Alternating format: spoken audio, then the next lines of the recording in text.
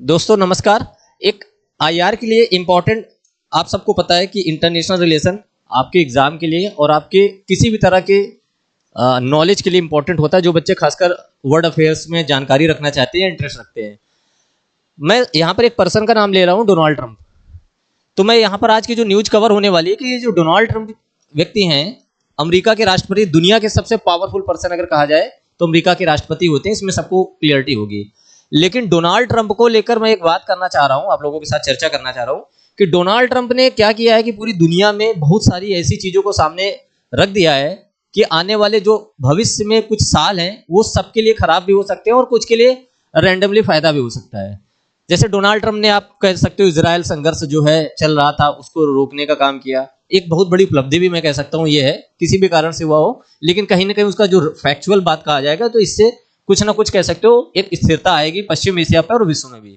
अब जैसे Donald Trump की अगर बात करें तो डोनाल्ड ट्रंप अभी रूस के राष्ट्रपति से कल उन्होंने 2 घंटे चर्चा की फोन में और एक मीटिंग की है कि चलो आगे हम बैठकर इसको यूक्रेन वॉर को कैसे कवर करेंगे। अगर वो भी ये सफल करा पाते हैं तो इससे भी कहीं ना कहीं एक बहुत बड़ी बात यहाँ पर आपके सामने आएगी। तो डोनाल्ड ट्रंप एक तरफ तो कह सकते हो कि बड़े बड़े जो युद्ध हैं उनको रुकवाने में सफल हो रहे हैं और वो उनकी एक प्रेशर पॉलिटिक्स है या अनप्रेडिक्टेबल जो नेचर है उनका, इस कारण से कुछ भी वो करने में कर पा रहे हैं और कई बार चीजें सफल भी हो जाते हैं और कई बार नहीं भी होते हैं। लेकिन चैलेंजेस ये हैं कि जो उनके क्रेडिबिलिटी है, जो अमेरिका के राष्ट्रपति की एक क्रेडिबिलिटी होनी चाहिए, वो बहुत ही ज्यादा कह सकते हो दांव पर है। अगर डोनाल्ड ट्रंप ज्यादातर बातों पे आप देखोगे जो बात बोलते हैं, कई बार उन बातों को फैक्चुअल अगर आप जब उनको क्रॉस चेक करते हो तो वो झूठी पाई जाती है। जैसे इन्होंने बोला कि रसिया के साथ भारत ने बोला है कि जो ऑयल है ना वो हम धीरे धीरे करके बंद कर देंगे लेना या कम कर देंगे। विदेश मंत्रालय ने बयान दिया कि इस तरह की कोई बात नहीं है। अब सोचो अमेरिका के राष्ट्रपति अगर ऐसी बात कह रहे हैं तो चैलेंजेस इंडिया के साथ भी आते हैं कि उस बात को कैसे रखें। डायरेक्ट राष्ट्रपति डोनाल्ड ट्रंप की बातों को बार बार मना करने में, आपको पता है उनका स्वभाव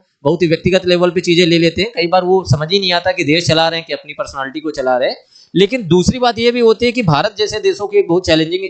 सिचुएशन आ जाती है कि वहां पर रसिया को भी कैसे मैसेज देना है कि इस बात का खंडन किया जाए और कैसे दुनिया को भी ये मैसेज देना है कि नहीं, राष्ट्रपति से ऐसी कोई बात ना की जाए। तो विदेश नीति में इस तरह की चुनौतियां आती रही हैं और हमेशा आएंगी। लेकिन सवाल मूलभूत वही है कि एक बार ये बात नहीं है, लगातार डोनाल्ड ट्रंप ऐसी बातें कर रहे हैं और इस कारण से कहीं ना कहीं जो डोनाल्ड ट्रंप द्वारा कही गई बातें हैं उनको सीरियसली लेना ही पड़ता है क्योंकि अमेरिका के राष्ट्रपति हैं। लेकिन उन बातों को लेकर उनकी कितनी ज्यादा वैल्यू है खुद ही राष्ट्रपति के सामने नहीं होगी, क्योंकि वो खुद झूठ बोल रहे हैं उस चीज पे, या पता नहीं क्यों ऐसी बातें रख रहे हैं जो फैक्चुअल रूप से सही नहीं है। तो इस तरह के राष्ट्रपति द्वारा किए गए कामों का परिणाम ये होगा कि आने वाले समय में अमेरिका को लेकर जो प्रश्न उठाए जाते थे या जिस तरह की चुनौतियां रहती थी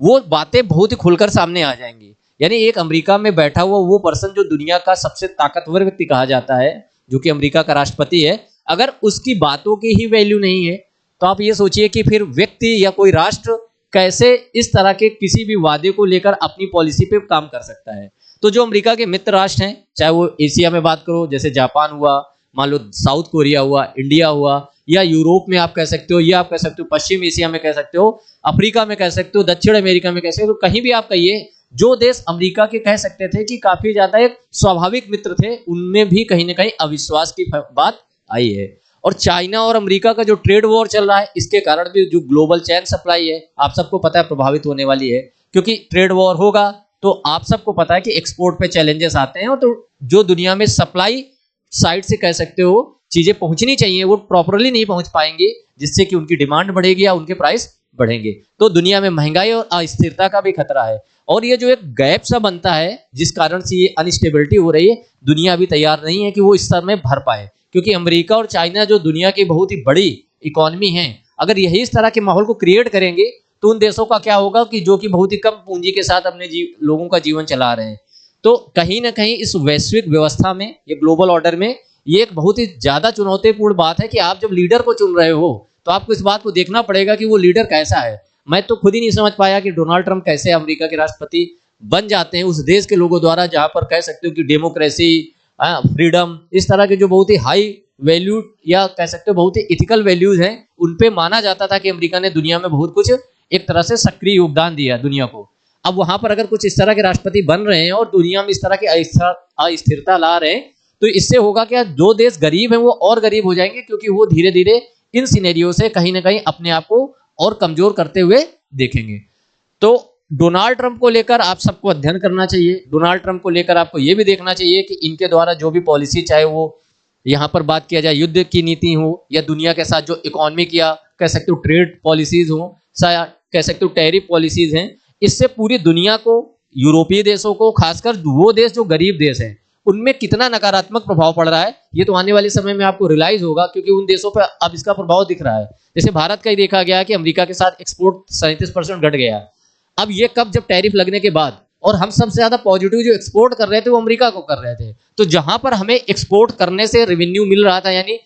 फॉरेन करेंसी आ रही थी, डॉलर आ रहे थे, अब वही डॉलर अगर कम आएंगे तो फिर हमारा रुपया भी गिरेगा, और इससे क्या होगा कि हमारी जो कॉम्पिटिटिवनेस है वो भी कमजोर होगी। तो अब ये बातें धीरे धीरे अब नकारात्मक रूप से हमारे सामने आने लगी हैं, और ये जरूरी है कि पूरी दुनिया को अब इस तरह से तैयार होना चाहिए कि विकल्प लेके चलने चाहिए कि कभी भी दुनिया में डोनाल्ड ट्रंप जैसे अगर राष्ट्रपति आते हैं तो दुनिया के पास एक अल्टरनेटिव अरेंजमेंट होना चाहिए कि इनके द्वारा क्रिएट किए गए निगेटिव एनवायरनमेंट से या अनस्टेबिलिटी से कैसे अपने आप को एक स्टेबल पाथ पे ले जा सके, क्योंकि बहुत सारे देशों ने बहुत संघर्ष किया है अपनी स्थिति को सुधारने के लिए। और अगर मान लो ये चैलेंजेस क्रिएट कर दिए गए और वो सॉल्यूशन नहीं लेकर आ पाए, तो जो उन्होंने अपने यहाँ पर कुछ व्यवस्था ठीक की है वो फिर खराब हो जाएगी और वो देश फिर गरीबी के चंगुल में चले जाएंगे। और गरीबी का मतलब है महत्वाकांक्षाएं जो यूथ के पास होती हैं वो गरीबी से नहीं जाती हैं। जो देश संपन्न नहीं होगा, अपने लोगों को रोजगार नहीं दे पाएगा, आर्थिक समस्या दूर नहीं करेगा, तो आप देख लीजिए दुनिया भर के जनजी जैसे प्रोटेस्ट भी हो रहे हैं, और ये कहीं ना कहीं वहां की जो राष्ट्रीय सरकार है, नेशनल गवर्नमेंट्स है, उनके लिए भी अस्थिरता के पैमाने बन सकते हैं। तो ये बहुत ही विकराल रूप भी ले सकता है। हम सबको जरूरत है इस तरह की चीजों पे चिंतन करने की, खासकर उन एस्पिरेंट्स को जो कि यूपीएससी जैसे एग्जाम को दे रहे हैं, और आपके लिए एग्जाम के लिए भी इंपॉर्टेंट है और आपके ये जनरल ज्ञान के लिए भी इंपॉर्टेंट है। ठीक है, तो आज हमने राष्ट्रपति डोनाल्ड ट्रंप से जुड़ी हुई कुछ बातें आपके साथ शेयर की, और अगले वीडियो पे फिर हम किसी इसी महत्वपूर्ण इंटरनेशनल न्यूज पे आपसे कवर करेंगे और आपको अपना पॉइंट ऑफ व्यू रखने का प्रयास करेंगे, और आपको एक ट्राई करेंगे कि कम समय में कैसे हम चीजों को थोड़ा आपसे सामने लाएं और आपको एक क्लियरिटी दे सके। चलिए आज के दिन इतना रखते हैं। Thank you very much.